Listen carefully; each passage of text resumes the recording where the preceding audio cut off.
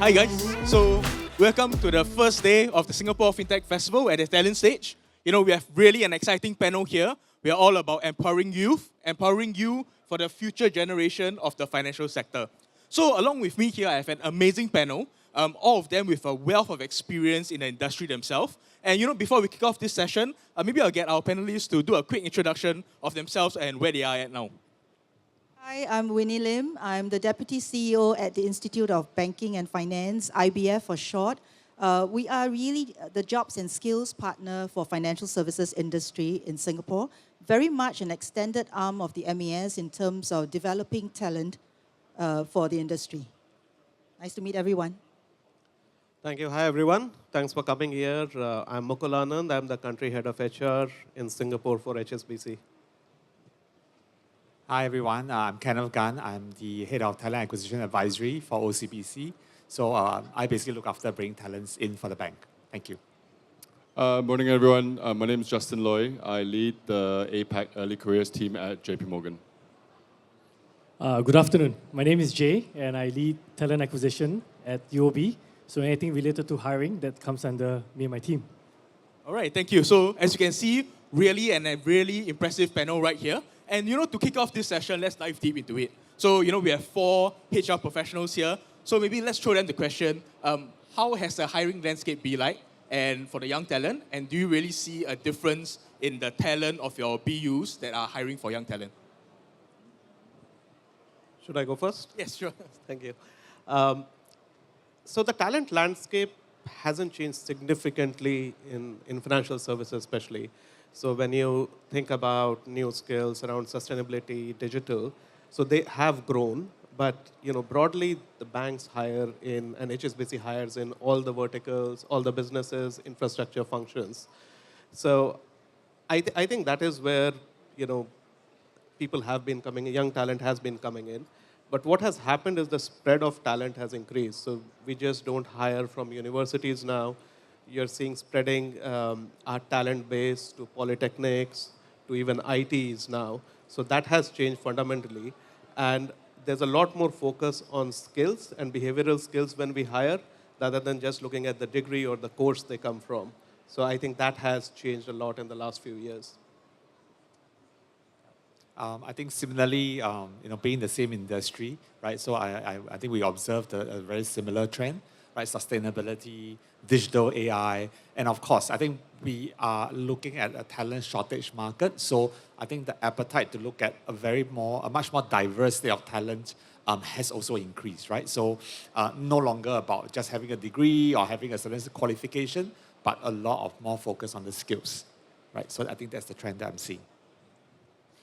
So I think both Mukul and Kenneth spoke about diversity, right? I think that is a big focus right now because we realize what that diverse pool brings in terms of outcomes and results and stuff like that. So that's certainly a trend, but more related to market trends and stuff like that. I think technology definitely is a big one, right? And so we're going with that. JP Morgan invests heavily in technology. We spent about $17 billion this year.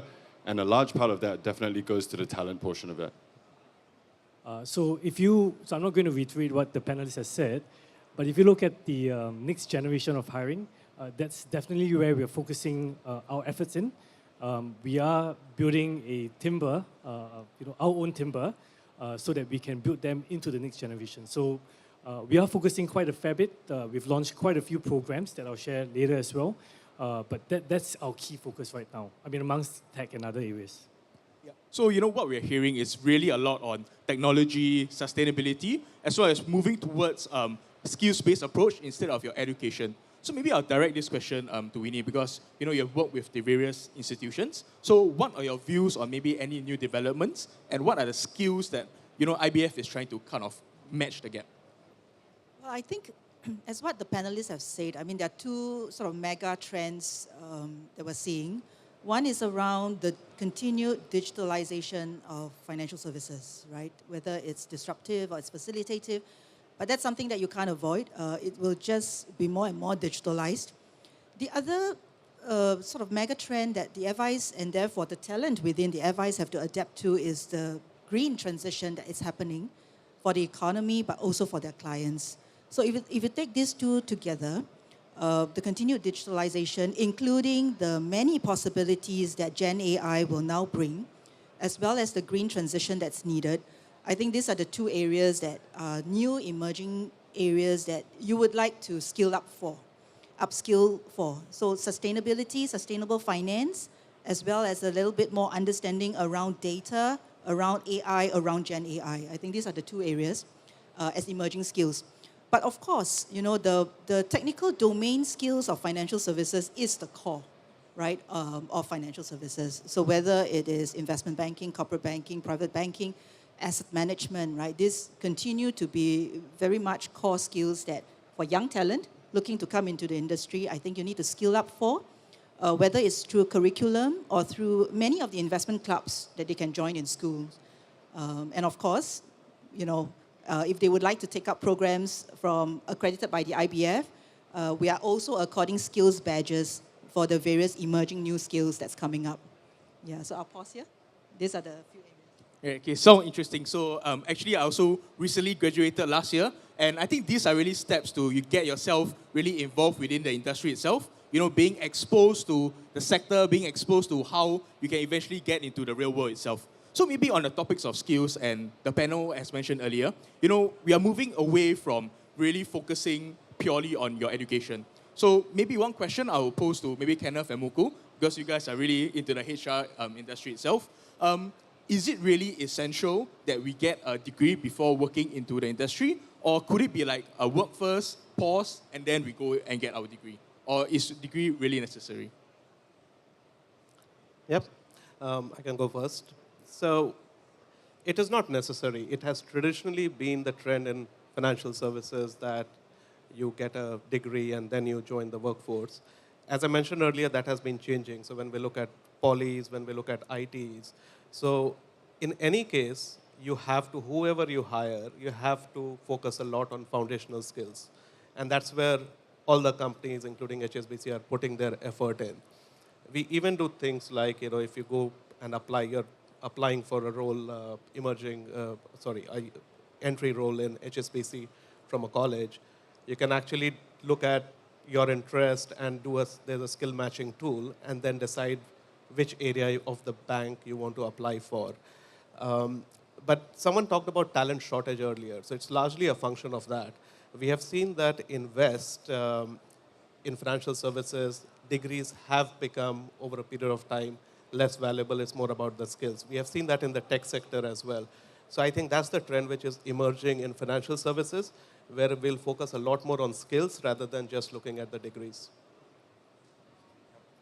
If we had a time machine, we go back 20 years in time, my answer would be a yes, we need a certain kind of degree qualification. As of today, no, that's not necessary, right? Because it's really about skills. It's really about how you go through the learning process. And it's also about the growth mindset, right? So getting yourself into the right learning platform is very important. That could be an internship, that could be the right mentorship. There are a lot of ways to get there. And I think what we can see right now is there are a lot of pathways for individuals, to take on. So it doesn't necessarily have to be a linear path to say, I must get a degree before I can do certain things, right? And I think I can see that a lot of companies are more open today. So I think that's a very, very positive trend that I'm seeing. Right, so good to hear. So actually, speaking on skills, what do you think are some of the skills which are really essential for one to, let's say, thrive within this industry? So the first thing is behavioral skills, right? Rest of the skills, technical skills, you can teach to people. So when we hire, we focus on behavioral skills first, and then also the ability to learn new skills. Because you talked about, education before or after joining the workforce. We would offer our talent who are working with us programs, professional qualification programs, which they can go for while working as well. And while they work, they can assess which are the skills which they want to learn. A lot of it is available internally and a lot of it is available externally. So I think that's how I would look at it. Skills, there are hard skills and soft skills, right? So hard skills, I think, can be acquired for most people, for most type of skills, unless it's too technical. But generally, I think it can be acquired. I think the soft skills that you should have would be a lot of curiosity, right? A lot of hunger. I think that itself, their skills attributes, right? That's very, very important because only with that, then you will push yourself to grow, and then you can acquire a lot more for yourself, right? And the people around you. Yeah, so I think these skills also really resonates because when I look at my workplace, currently I am in a financial institution, what I see is that actually it's not just really finance background, which are also here. You know, we have really diverse, we have computer science, political science, for example. So maybe I'll shift to the more interesting side of it, maybe for Jay and Justin, because for Jay, he was an engineer by training before joining the financial industry. And then for Justin himself, he did like real finance work before moving to HR. So I think that's quite an interesting profile we have here. And maybe this question will be for both of you. It's, you know, really, is it essential for us to have an associated degree to the job or associated education? Yeah, so maybe I'll go first. As you can tell from my own experience, the answer is no, you don't need that. As you mentioned, I'm an engineer by training. My first job was an IT analyst. And then I did some sales. I was in a headhunting company before I joined HR. So actually, you don't need to have that studies that you did. What's important is that you try different things along the way, and more importantly, find something that you are passionate about. I'm truly passionate about what I do today, and in fact, I eat, sleep, drink recruiting. My wife always asks me, why are you so passionate about your role? Sometimes even more than her. But find something that you're passionate about and find something that is purposeful as well. Purposeful for you to take to the next level. Yeah, so. And maybe I'll break my answer into two parts, right? So, Bryan, you're asking about whether it's necessary to have a degree that's relevant to the job, right? So I think it's two parts. One of it is it needs to show the interest. I think what you're studying and stuff like that and where you want to end up, it's just almost a statement of intent, right? So because at the first place, if you're not interested in something, you're never going to do well, you're never going to be able to pursue it for a long run, right? So be it studies or be it you have extra activities outside and stuff like that that demonstrate the interest. So when we're talking about the financial industry, for example, if you're not studying a finance degree, but if you have additional interests that, you know, outside where you're, you know, running a business by yourself or you have your own personal trading book and stuff like that, that demonstrates the interest, right? That puts you already in the right frame of mind. The second part about studying, I think, is studying generically, right? So it really doesn't matter what you're studying, but the point of studying, and this could be a little bit controversial if we've got educators in the crowd and stuff like that, but studying, at the point of studying is to prove that you've got the propensity to learn, right? And that's it, right? Why do we study and get good results? I'm just proving that I can learn something and do well at it. After that, once I know that, you come in, I can teach you anything. So it's really the hunger and the drive, right? So I think we move to Winnie because I know IBF has some programs where, you know, they really switch for those mid-career switches, TFIP, for example. So maybe from your side, what are your views on these mid-career switches? And do you really see an increase of this switching from a different industry to the financial industry? Yeah, no, I think, as what the panelists had said earlier, it's skills first now these days, right? It's really the propensity to learn. I think learn on the job, and really the half-life of skills is now very much shortened. So you can't say you have some skills and you use these skills forever, right? So you have to continue to upskill and reskill. Some of the programs that I think Bryan mentioned, which is more for early mid-career switchers, who doesn't have the necessary, say, tech experience coming into tech in finance. We call it the Technology in Finance Immersion Program, TIFIP for short. That really is to allow early and mid-careerists who feel that they would like to explore tech in finance, but they never quite had tech experience. And that's really an 18 months program which IBF runs, and you can find out more from our website to consider whether you would like to partake in that program. Yeah, so that's on the mid-career switches. Yeah. Right. So I think really interesting. So now maybe we'll switch to a little different perspective whereby, you know, I'm a student and I'm really interested in how, you know, this whole finance program works. So for me, myself, I would really, as a student, I think it's essential for like proper mentorship and really holistic programs. So I think here we have these 4 institutions where they actually do already have this kind of programs where we can actually see it on the QR code on the screen. And then maybe I would like to invite the panelists to really share about what kind of programs are available, and what is in it for the students? So maybe I'll go first. So as I mentioned earlier, we are targeting the next generation and building our own timber. There are a couple of programs that we have launched and are looking to launch. The first program that we launched about 2 years ago is a program called the Technology Development Program. And by intent, we would hire non-tech trained professionals or non-tech trained students into this program and give them the tech skills through a 1 year of training.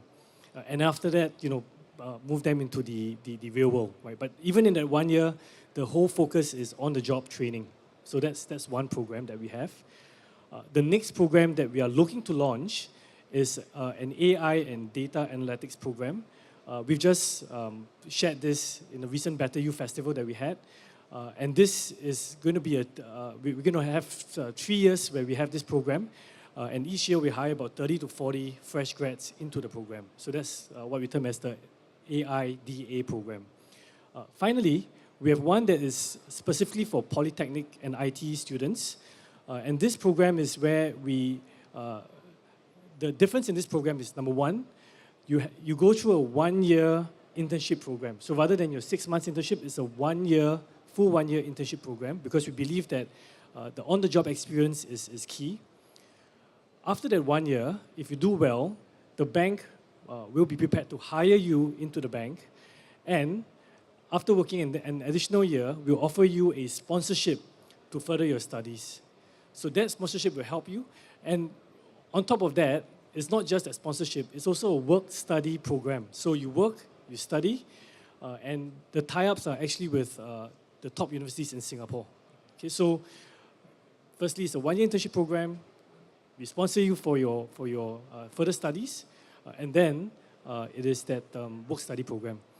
So the whole intent is to, hey, come and work with us first, right? That's more important. Gain that skills and experience. So maybe I'll go next. So for JP Morgan, it's probably a little bit simpler. We split sort of our programs between for our university students, the ones that are graduating, and then for the Polytechnic students, right? And right now we've got some IT students with us as well. So for university students, it's really just from the traditional banking and finance space, we've got our markets programs, our IB programs and stuff like that. But more specifically for tech, we've got our software engineer program, where we run a summer internship. You're with us for 9 weeks. You get put through all kinds of test projects and stuff like that. And at the end of it, we offered you a job if you did really well and stuff like that to join us the following year after you graduate as a software engineer. And then similarly on the other side, we have Polytechnic programs as well. So 1 year apprenticeship, where we bring them into all lines of businesses, and you get exposure. You get that 1 full year working experience. And then subsequently, depending on both what the students want to do as well as what the business thinks of the performance and stuff like that, you could not get converted and get a job with us. Recently, working with IBF as well, we've brought in some ITE students, skills, and we need all of them in all different places. So there's an IT internship program as well. So for OCBC, we have different programs, along the whole talent continuum. So for the undergrads, we always had the what used to be called Entrepreneurship program, right? So that is actually our pipeline to our graduate talent. And this year, we actually launched in a bigger way, the Ignite program. So that was actually targeted for the Polytechnic students. So there are 2 tracks. One is the tech and one is the non-tech track. The tech track would be a 12 months internship followed by a 6 months apprenticeship. And the beauty of this program is, and then for the non-tech one, is actually the other way, right? 6 months internship and 12 months apprenticeship. The beauty of this program is, for the good performance, once you get through the whole program, we will hire you on a graduate equivalent rank into the bank, right? So that's to my earlier point. You don't actually need a degree to start yourself in a role that is equivalent. So we level the pathway, but the rest is really up to you, right? So thereafter, there are sponsorships in the bank that you can take on, so that you can further your studies with different degrees or different certifications. So that's what we have to offer in OCBC. Thank you. So a lot of commonality in the program. So we do run in HSBC the graduate program, the intern program. Polytechnic interns we have been running for many years. We started the apprentice program last year. This year we have signed up the pledge with IBF for IT, and we have got IT interns for the first time. Another thing which we offer is the student work placement, which helps in, students actually taking spending some time in the organization and then really understanding what area would suit them or where their interest lies. Another objective of ours is to build international or internationally minded talent. So we work on the IBF program of iPost, and we run a program called Voyager, wherein we send our young talent for 6 to 12 month period of time to another location outside of Singapore, which really helps them in expanding their perspective. Right. So what I'm hearing, I think we really do have prepared by the financial institutions a really comprehensive program. So I think the next question is, we apply. So what do you think makes a portfolio stand out for you? Yeah, maybe you can start with Winnie, maybe like during your time as a hiring manager. Well, I think showing that you have a lot of interest beyond curriculum. I think the kind of clubs that you join and all that, as what Justin said earlier. And I think also if you demonstrate that you stick to something long enough. So for example, if you are very interested in gymnastics or whatever sports, and you are in it for the long run, and that reflects your resilience, your perseverance, I think that's another important quality that I'll look for as well. So quite similar. You look for, it's difficult to find passion in a CV or a profile, but that's what you look at, outside of academics, how well-rounded you are, are you able to show that this is something which I'm really passionate about or interested in. As my fellow panelists said, that you just need to be curious and passionate about things, and you can teach all the technical skills, because you unlearn a lot of things which you study in the college, university, and then when you come to workforce. So most of our focus would be on helping people make that transition from school or college into the corporate world. So again, looking for aspects where we can see curiosity and also passion. Okay, it's lunchtime. I'll use a food analogy, right? Passion, right? Ignite your passion to let the fire burn, the fire of learning burn. And that's where you get hungry, so there's hunger to learn to grow as well. And having the adventurous spirit to look for food elsewhere, right? To cook over the fire. So that's my answer to that. Okay, I'll try and choose a different one now that we've got like passion and hunger.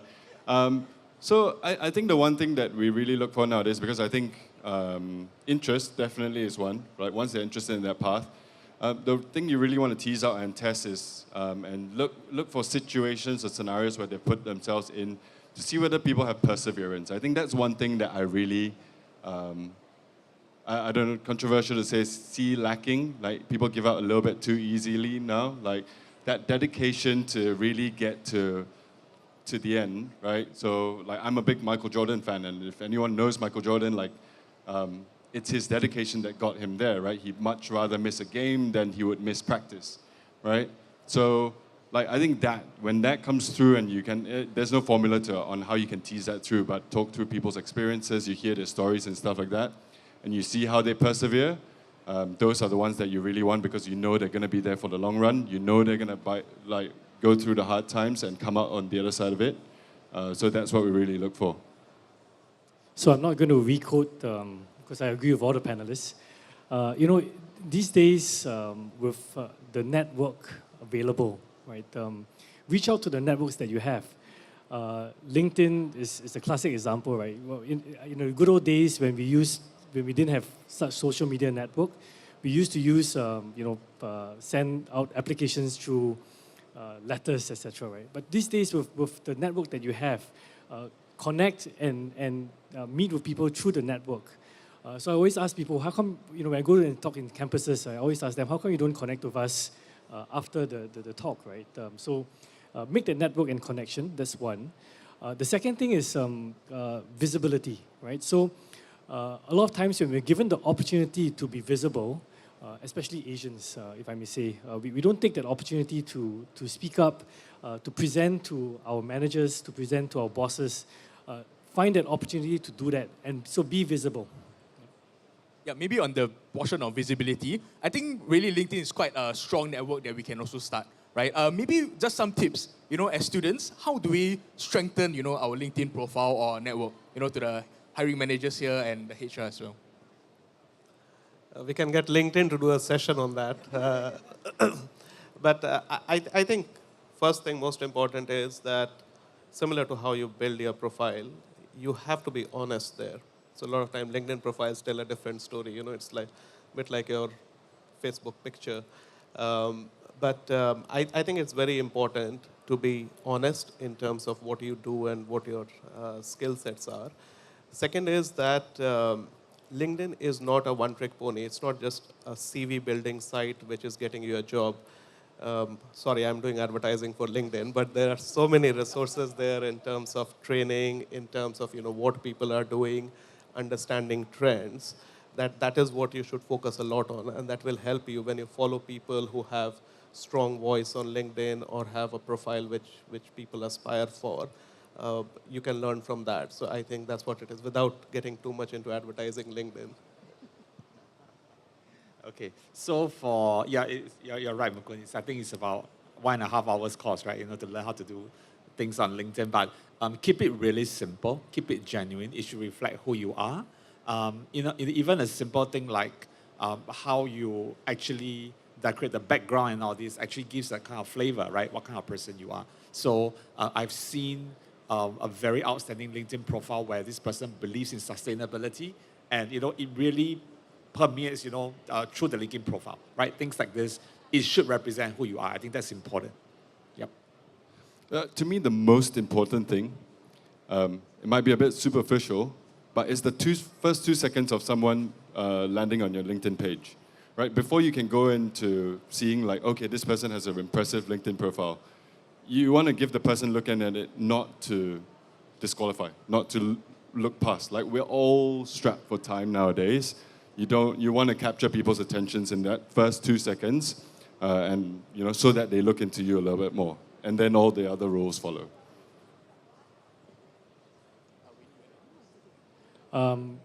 Be persistent. So I know my team is going to hate me for saying this, but constantly follow up, right? Don't give up after one try.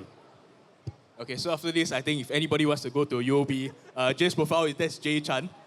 You can continue to message him if he don't respond.